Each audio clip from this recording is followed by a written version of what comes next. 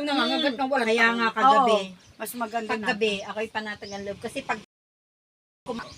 kahit nasa labas yun ang bakod. Mayala si parang Indo. Iba po talaga ang masipag. Tingnan nyo po. Oh. Kasi nga lang yung kahapon, ang kaipay nga ay Yan po. Ay, ano yung Hindi bubunga na maganda ang iyong patola, Tonet. Ayan po ito bulaang eh.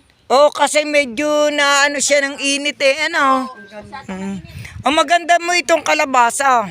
Ay, ano ko pala ito, mabigay ko pala, ewan ko na, yung mga straw. Ang dami kong straw doon sa amin. Oh, may talong pa.